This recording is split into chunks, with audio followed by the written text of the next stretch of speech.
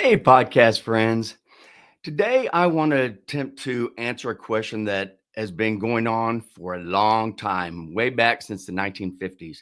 And that's the question of, does high cholesterol cause heart attacks? And what is strange about this? Now, I'm not going to go into a lot of the history. I actually, way back on episode 25, I talked about the history of processed food. And in that podcast, I was talking about all Ancel Keys and how Ancel Keys, which a Minnesota epidemiologist, he had gone on sabbatical to England, and he just, without any studies whatsoever, he just noticed that people who were obese was eating fattening foods.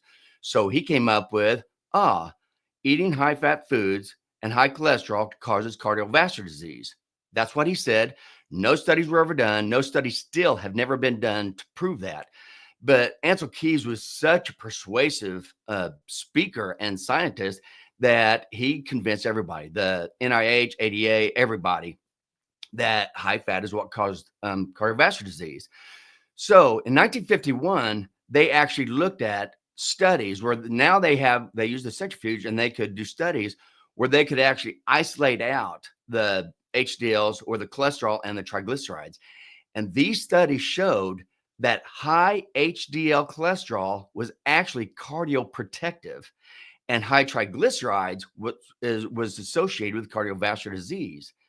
But this totally went against the grain of Ancel Keys and all the believers of that, which is like the NIH, because they said that it doesn't make any sense. And this is actually from the NIH statistician by the name of Tavia Gordon. He said it was easy to believe that too much cholesterol in the blood could overload the system and hence increase the risk of disease. But how could too much of one part of total cholesterol actually reduce the risk of cardiovascular disease? Which is a perfect question. How can you say high cholesterol causes cardiovascular disease when you look at HDL cholesterol and that actually is cardioprotective? It didn't make any sense that it was cholesterol. And remember, when I talk about HDL, VLDL, LDL, all those are particles. Those particles have protein and they also have cholesterol and they also have triglycerides. It's a whole particle. But HDLs do, when you have increased HDLs, this is more cardioprotective. So then in 1955, Pete Ahrens, who at that time was considered the single best scientist on lipid metabolism, he was out of Rockefeller University. He was going around and giving talks, and he showed that he had two different people. He had the kind, actually, I think it was the same people, where at one time they gave him a high fat diet, and the other one they gave him a high carbohydrate diet. And then he held up these two test tubes full of serum. One serum was all milky white that showed that there was fat in there, and one test tube was totally clear. But what he showed was the one that was totally clear was from the people who had the high fat diet. The one that was milky was the people who had the high carbohydrate diet. And again, this was freaking everybody out because it just made common sense that if you have high fat in your blood, then you're going to have cardiac issues. So they were trying to wrap their heads around this. Well, so after that, they started doing a lot more studies and they started doing a lot more of measuring triglycerides along with the cholesterol. And what they did, and this was kind of hard to do because triglyceride, it was easier to do cholesterol than just triglycerides. And so a lot of people were only looking at cholesterol. They never did look at the triglycerides until it came down to around in the 60s and 70s. Now they were found out that they could actually isolate out the triglycerides also. And so there was a whole bunch of studies that were done at this time between the 60s and 70s. And every single one of those studies reported that a high triglyceride was considerably more common in heart disease victims than high cholesterol was. So they were looking at the high triglycerides now.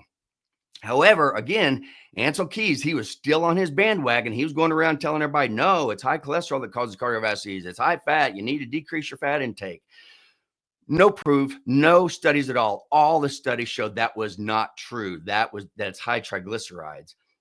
So then they were able to actually do more studies where they actually isolated out the VLDLs, the LDLs, the HDLs, the triglycerides, and even the chylomicrons. Now, I'm throwing out these terms because I just did a series of 3 different podcasts that explains all these terms and exactly what they are. Episode 107 was Fats on the Move, the Science of Lipid Transport. Episode 108 was the Fat Facts, why cholesterol is vital to our health. And episode 109 is the Fat Facts, why is fat vital to our health. So you can go back and listen to episodes 107, 108, or 109. But for right now, I'm just going to say that they were able to isolate each one of these individually. And then they went back and they checked all these with the 5 known lipid disorders at that time. And they found that 4 out of 5 huge lipid disorders, all of them had elevated triglycerides, not elevated HDLs. And so what they found, all the scientists at that time warned everybody, do not eat a low-fat diet, because if you eat a low-fat diet, that lowers your HDLs, because high-fat diets raise your HDLs, and HDLs are protective. But also when you eat a low-fat diet, that means you're going to increase the amount of carbohydrates. Carbohydrates, remember, and those shows you, carbohydrates is what gets turned into triglycerides and stored as fat.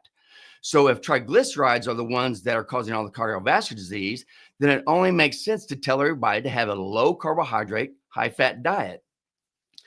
So in 1971, they started looking about this a little bit more, and they found out there were 5 studies that were funded by the NIH. And the results of these studies came out in 1977. These 5 studies were from Framingham, Massachusetts, from Puerto Rico, Honolulu, Albany, and San Francisco. And when they looked at these, all the findings were consistent. All of them said that total cholesterol had little to do with heart attacks, and high triglycerides were considerably revealing. You had high triglycerides in everybody that was having heart attacks. And the other thing that they found was really interesting is when people had high HDLs, they had low triglycerides, and vice versa. When they had low HDLs, they had high triglycerides. Now, all this, everybody was on the same bandwagon that you needed to eat a low carbohydrate, high fat diet. But then this is where the story took a really peculiar turn. This is where now there's scientists who are getting paid by the NIH, and they didn't care about these results. Okay. They didn't care. So they started to do, because it was going against what they've been telling everybody. They tell everybody, eat a low fat, high carb diet. So now they can't go against what they've been telling everybody. So they diluted out all their statistics. So instead of just looking at triglycerides, proving that high triglycerides were actually very indicative of cardiovascular disease, they mixed it all up and they looked at low HDLs and high triglycerides and obesity and glucose intolerance. And so when they started manipulating all their data around all this, it looked like triglycerides weren't that big a deal. However, this is when in the 1980s, it was actually demonstrated that low HDL and high triglycerides and obesity and glucose intolerance were all related. These were all caused by the exact same thing. So when you go back up, you find out even diluting out their statistics didn't prove anything. It still proved that high triglycerides is what was causing cardiovascular disease. Now, these researchers also, because of this, because they were so financially committed, they kept coming out saying the same thing. They said that even though raising HDLs was a lot more promising than lower LDLs and lower in total cholesterol, which never has ever shown anything, there was too much money now. All the NIH, all the funders of all this, now you have food companies and drug companies who are paying for all these studies. They also want to push carbohydrates. So they're hiding all the true facts of the studies. Again, no study has ever been shown to show that high LDL cholesterol causes cardiovascular disease. It has been shown. And remember, cholesterol, whether cholesterol is in the HDL particle or cholesterol is in the VLDL or the LDL or the IDL, it doesn't matter. Cholesterol is cholesterol. That molecule does not change. So it makes them wonder, why is it that total cholesterol would cause cardiovascular disease and HDL cholesterol is protective? They cannot wrap their heads around this. And now there's way too much funding. So this is why now there's more research. Now we know even more than what we did before.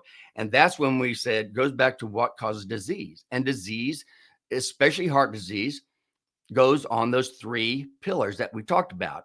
All of them, almost all the organ damage and all the disease that we have in our bodies is based on three pillars. That's high insulin levels, that's inflammation in the body, and that's high glucose. Those three things are indicative of the causation of all the diseases that we see. And how does that happen? That happens when you eat carbohydrates. When you eat carbohydrates, what that does is all that excess glucose that all carbohydrates are made out of, which is plant-based material, those go and they get turned in. The carbohydrates get turned into glucose. Your blood glucose level goes high. When your blood glucose level goes high, your insulin levels are high. When your insulin levels are high, you force your body to store fat, and you also force your body to turn that excess glucose into triglycerides. So it's an increase of plant-based foods with carbohydrates, and definitely stay away from man-made food. That's what causes high triglycerides, and that's what's been shown to be very indicative of cardiovascular disease in all these. Now, I've gone on and I've talked about this in other podcasts. There's more than just high triglycerides. It goes back into the small, dense LDLs and the inflammation and the insulin and everything else that it goes with. But the fact is, it is not high cholesterol, because high HDLs are cardioprotective. And like I said, the way you increase your HDLs is you increase your fat intake. And I mean with a good, healthy animal fat, not with vegetable and seed oils, and definitely not with all the seed oils that are in man-made food. But they found that when you eat a diet that's high in fat, high in cholesterol, your HDL levels go up. Also, when you eat a diet that's high in fat and high cholesterol, what that does is, one, they've already shown that's going to keep your blood clear. But the other thing is, when you do that, you eat less carbohydrates. So the more fat you eat, the less carbohydrates you eat. The less carbohydrates you eat, the less amount you get turned into triglycerides, which is causing the damage. So again, this is still going against Ancel Keys' hypothesis, saying that high cholesterol causes cardiovascular disease. And everybody, the NIH, food companies, drug companies, all these funding entities to all these studies are still believing that, because they're making a lot of money off of this. If they can say that you have to decrease your fat and cholesterol intake, what they're saying is quit eating animal food and keep eating our food. And then when you keep eating their food, you're going to keep getting sick, and now you're going to be contributing to the drug companies as well. So no studies.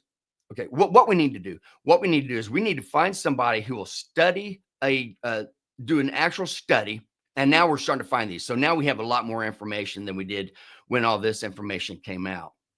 And this was information that I got from a 600-page book that talks all about everything, all about the high cholesterol, triglycerides, everything, and how exactly everything works.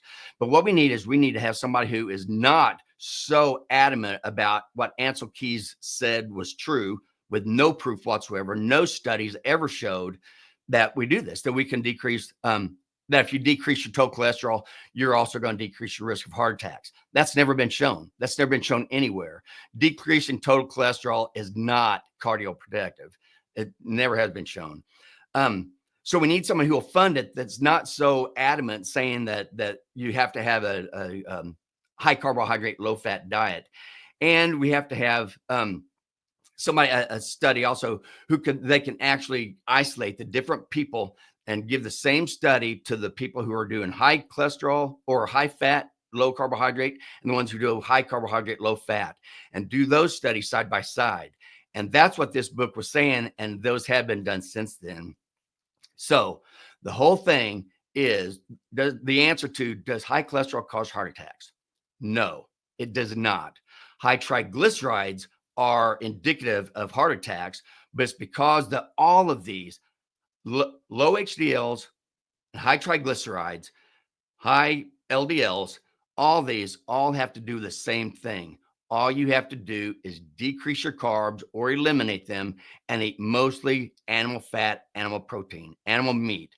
That is what's going to be cardioprotective. That's going to keep your triglycerides low, and that's going to keep your HDLs high. Both of those have already been known to be cardioprotective ever since back in the 1950s. But right now, all we're doing is listening to these entities that are making lots of money and funding all these studies, who want you to eat carbohydrates. even though this is bad for your health, bad for your heart, bad for your blood pressure, bad for your liver, bad for diabetes, bad for obesity, bad for Alzheimer's, bad for PCOS and erectile dysfunction and low testosterone. All of these conditions are all from the same thing. It's all from eating too many carbohydrates, getting too much glucose, getting turned into too much triglycerides, and storing it and continuously storing that fat and never giving your body a chance to burn it, because you're keeping your insulin levels high by eating carbohydrates, and high insulin levels force you to store fat. What you have to do is get your insulin levels low, burn that fat, increase your fat intake. That's keeping your insulin levels low. It's giving your body all the energy that you need, and it's teaching your body to use its own fat, so you constantly have energy, so you're not hungry. People who go on these, and this isn't even a diet, this is just a lifestyle change, and it's only a change back to the way we used to always eat. We used to always eat single ingredient food, real animal meat, real fruits, and real vegetables. And now we've gotten away from that, and that's why we're seeing all the diseases we have. So I don't want to make this all big and crazy. It's not that hard. It's very simple, but it may not be easy because of people being so addicted. But the answer to all this is eat a high fat, low carbohydrate diet with also high protein. Okay. That is the answer to all this. If you want to be cardioprotective, if you want to protect every organ in your body, that's the way you need to eat. So please don't be misguided by all the massive amount of commercials and all the advertising and all the faulty science that's going on and manipulation that's going on, trying to tell you to eat their products. That is the worst thing you can do. So that's all I'm going to say for now. I know it's kind of a deep subject, but I just wanted to know that we've known that a high fat, low carbohydrate diet was cardioprotective all the way back in the 1950s, and actually even before that. We've just started changing since our dietary guidelines came out in 77.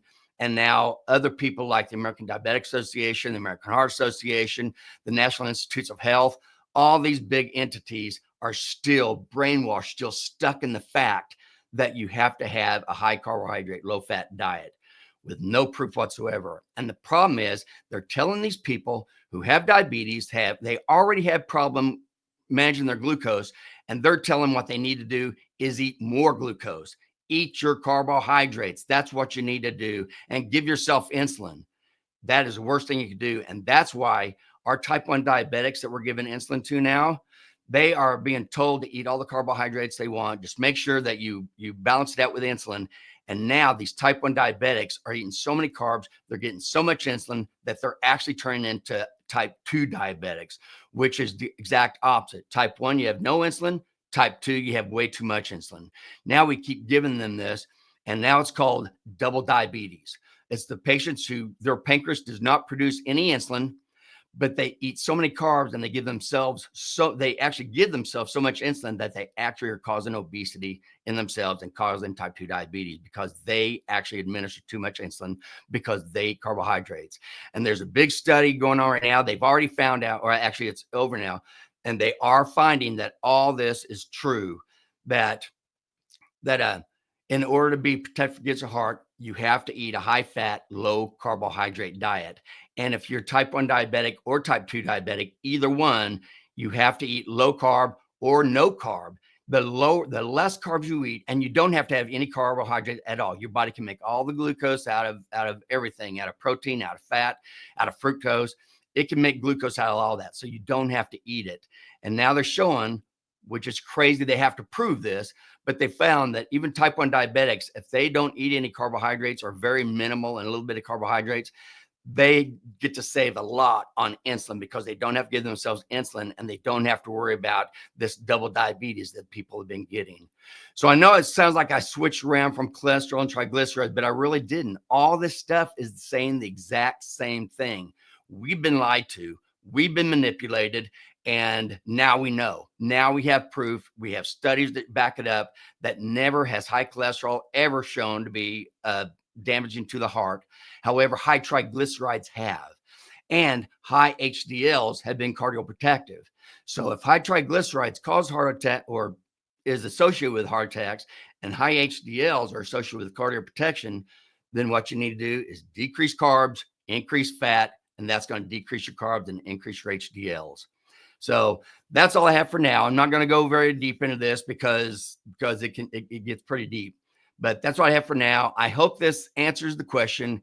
And for right now, thank you so much for joining, and I'll talk to you next week. And as always, make simple, healthy choices to live a quality life.